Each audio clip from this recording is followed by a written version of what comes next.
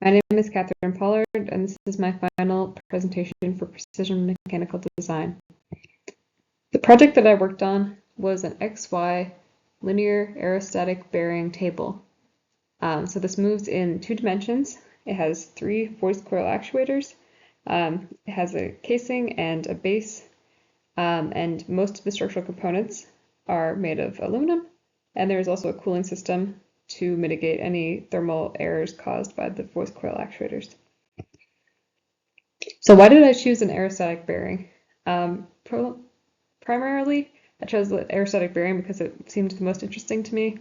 I had no experience with hydrostatic or aerostatic bearings before this class, and it seemed like having designed the system, I would be able to analyze it with the FEA skills that I'm also learning in a different course. And I thought it would also be interesting to design a rectangular bearing, which would be a complicated manufacturing challenge, especially the internal routing of air passages.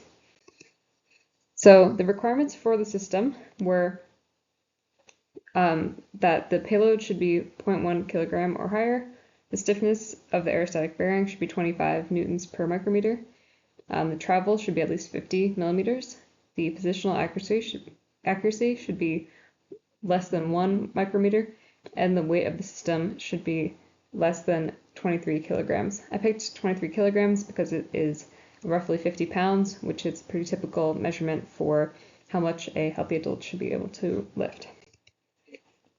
For my bearing design, the bearing is made out of 3 pads. So there are 2 pads on the side that are symmetrical, and then an upper pad. The reason the assembly is so tall is so that there can be a slot for the encoder, which I'll discuss later. But as you can see, the internal routing of the air goes through several channels. So it connects from the top of the middle bearing through 2 channels to each of the side bearings and to the 2 pads on the middle bearing. And the reason that the long vertical channels in the side bearings have another access hole is not so that we can air can be added to these holes independently, but instead so that it can be easily manufactured from the top of the part. The base of my system is made out of aluminum 6061. Instead of threading into the plate directly, I chose to use hammer-in threaded inserts. This is because these could be manufactured very precisely and then installed very precisely using gauge pins rather than having to machine precisely positioned threads into a very large part. So this reduces the relative precision of the hole placement. The actuators I chose to use were voice coil actuators that had a 50 millimeter travel as previously described. And I chose to oversize these to reduce the amount of heat that they would release into the system. And I have also done some thermal analysis, as we'll see later, to demonstrate how much heat would be expected to go into the bearings and affect the thermal expansion and thermal error in the system. The feedback device I chose to use was a linear encoder. This reads off of a 0-dur strip that it adheres to the rails in the system, and then the read head embeds into the bearing. So as the read head moves along, it reads off the steel encoder and it sends signals to the computer. These encoders from RLS have extremely high resolution, or extremely fine resolution. I've used this before in an internship, and you can also purchase them IP rated. So it means that at least this electronic component would be resistant to dust. And so these are connected to the bearings with screws. Ideally, we wouldn't have to rely on screws for any of the positioning in the system, and you may have noticed that, of course, I used them earlier on.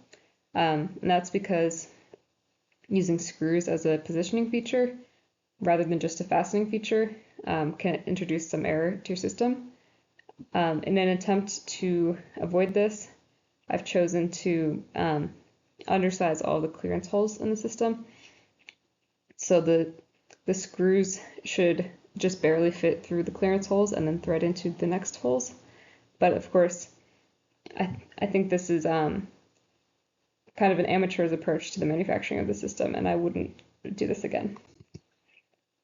In order to cool the voice coil actuators, I've included 4 air knives. So these are air redistribution systems that work with no moving parts. Essentially, you just feed in air and it goes through a very narrow gap, and then so that increases its velocity. And you can of course change the direction and change the gap opening with shims. So then that will affect, again, how fast the air is flowing. You can change the convective coefficient in this manner and therefore change the cooling intensity. So I've performed a few analyses on the system. These include an analysis of the voice coil actuator to ensure that the forces delivered by it are sufficient for the purpose, and of course I found that they are. I've done a contact stress analysis on the contact between the contactor and the bearing, and shown that the contact stress would not exceed the yield stress of the steel components that connect the bearing and the actuator. I've also, as previously mentioned, done an analysis on the thermal effects and found a relatively minor increase in temperature of less than 1/10 of a degree Celsius in the system. But this is a pretty rudimentary analysis since it doesn't include radiation and it has very little inclusion of non-intentional convection. And of course, I've done an analysis on the aerostatic bearing to determine the pressure and capillary length needed. The capillary length is very long in this system, so I likely would not have used an aerostatic bearing for a system with this high of a load if I were to design this again, and I'll discuss that again later. But the more viscous fluid would be more ideal because the capillary tube could be much shorter. I've done deflection analysis with just back of the envelope calculations and found a very small deflection under self-load and the expected weight of the payload because my beams are quite thick and aluminum 6061 is reasonably stiff. So there's a few components that I want to discuss the manufacturing of. For the contactors, I intend to machine them from steel. These need to be precision machined, of course, in order that the contact area is the same as was expected in the analysis, and so that there's no positional error introduced between the actuator and the bearing. And then the bearings themselves would be machined. Any elements of the system, any elements of the bearings that don't need to be precise could be left rough, but the channels, which need to be smooth and allow for an unimpeded flow of air, would be machined with a sinker EDM. So I calculated the expected error in the system. So along the direction of travel, all of the error sources listed here were summed through RMS to 450 nanometers, and then perpendicular to the direction of travel for both the X and Y axes, I saw 45 nanometers. I honestly don't know if this number is very accurate. I think it's probably quite low, especially considering the machining methods I've used, but it seemed like the sources I was looking at for each of these points indicated that my estimations were correct. So then to measure all of the different errors, for the linear positioning error, I'm of course using the encoder previously mentioned.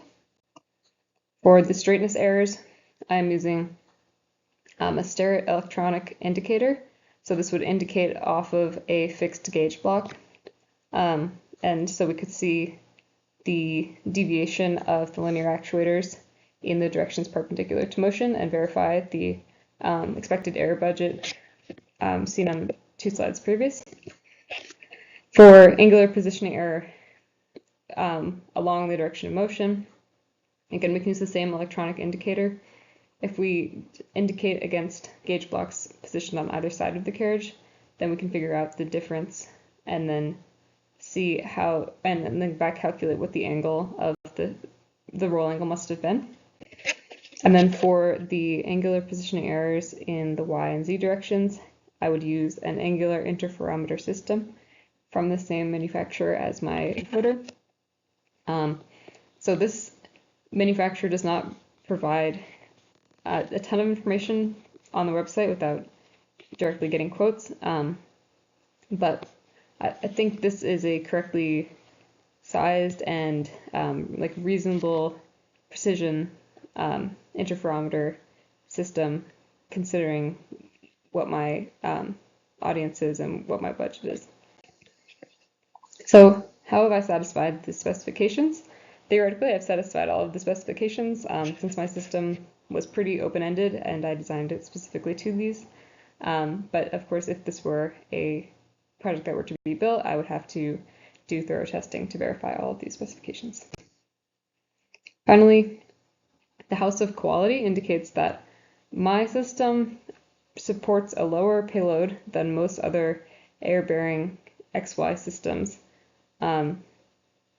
Unfortunately, I did not design it to that standard, and I would have to look into how these other competitors were able to achieve higher pressures than me and higher stiffness without an extremely long capillary tube. But the requirements which I thought were the most important, such as precision and speed of positioning, ease of use, and reliability, were more important to me than payload supported, and so I've attempted to design for these, but of course I would still need to verify them. So if I were to repeat this project, I don't think I would have done an aerostatic bearing, unless you are working in a pretty specific application. Aerostatic bearings are not super useful.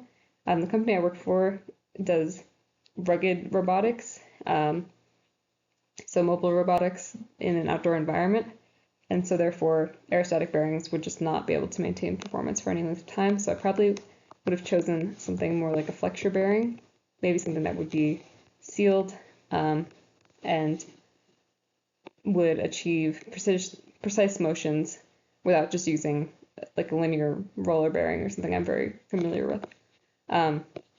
I think the XY stage, I've worked with linear stages before, and so I would have preferred to do a rotational motion, and that's probably something I should have seen coming. And then the size of my system relative to the travel was pretty overwhelming, so I think I should have prioritized a better ratio of travel to overall system size and mass. So I think this was a good introduction to aerostatic bearings and component selection for a precise machine, but it's kind of a first draft, and I look forward to using the skills I learned in this class on future projects. Thank you.